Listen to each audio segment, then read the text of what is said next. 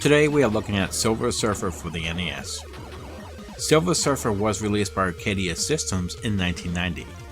You play as a Silver Surfer, pitting your surfing skills against the most evil minds in the cosmos, battling over strange worlds and forgotten realms. Fearlessly fight to defeat the evil plans of the Majestic Domain. As a surfer, you must destroy the 5 elements that will form the portal machine. Only then can you keep the evil Majestic warriors from swarming through into our dimensions. You, the surfer, are the only one that can stop the universe from entering an endless age of darkness and distress.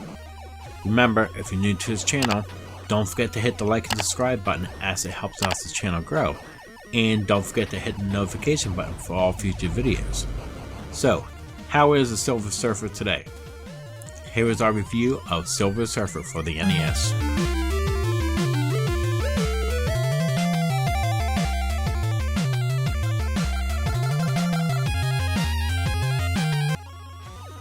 There is a device that allows one to control the galaxy, and its pieces are scattered among the 6 evil beings. Silver Surfer is given the task of collecting each of these pieces from the villains. 5 of the 6 villains are recognizable villains from the Marvel Universe, such as Reptile, Mephisto, Professor, Firelord, and a Skrull Emperor. The 6th and final villain of the game is implied to the Mr. Sinister from the photo at the beginning of the stage, but it ends up being just some gun-wielding bad guy. There are cutscenes to help the story out, and they are done pretty good.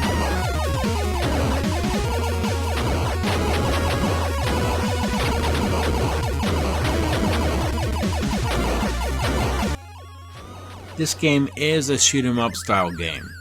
You have full range of control of the surfer, and using the sidekick shooting power-ups, you can shoot behind you or under you, and as well as in front of you. The only real limitations is his movements coming from the terrain. You start off with only yourself shooting at a power of 1 out of a possible 5, and with 1 bomb, which is able to clear the screen of enemies. You can increase your firepower and bombs with power-ups in a stage, but if you die, it's back to square one because you lose everything.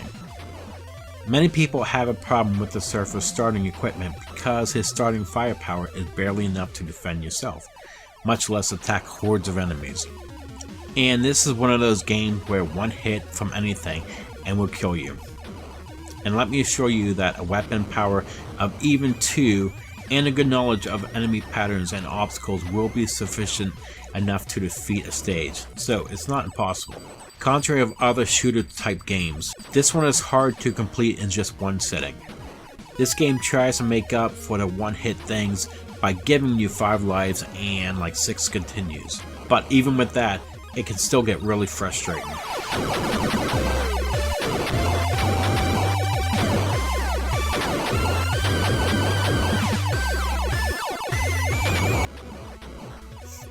The graphics are pretty good for the NES standards. The enemies are detailed and you can always tell them apart from one another. Silver Surfer's sprite could have been a little bit better, but it gets the job done.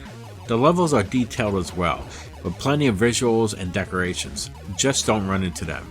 One thing I was impressed by is the fact that the screen is always really busy in this game, with hordes of enemies and projectiles coming at you, and the screen never really flickers or slows down. This is quite a technical accomplishment for a NES game.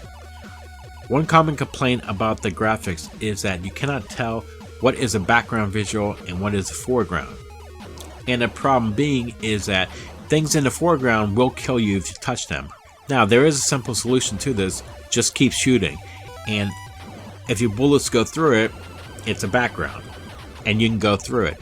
But if the bullets stop, it's a foreground, and you'll crash into it.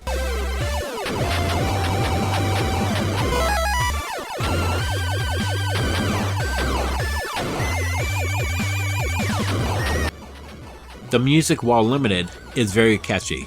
Long songs that are really well composed. They're all extremely energetic and lots of fun to listen to. They really enhance the experience while playing. And I would even suggest pausing at the beginning of the stage just to listen to the amazing soundtrack. The sound effects are good, not really much to say here. The sound of enemies being destroyed makes the effort quite satisfying, and the sound of Silver Surfer getting killed is actually really good as well, but who really wants to hear that? However, they often drown out the music, which is the only real complaint I have against the sound, because the music is really that good. It's a really wonderful, underrated soundtrack.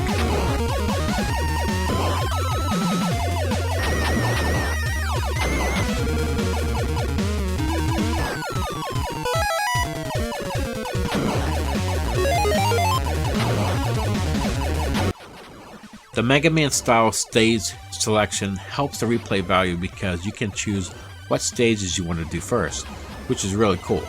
And with these difficult games, you can always replay it just to see if you can do better. However, the game's really hard. The cheap difficult really hurts the replay value.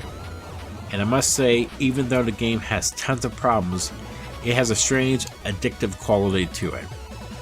Even after dying because I hit something in the background, or some enemy flew out of nowhere, or dying because my oversized board hit a wall, I still wanted to try again.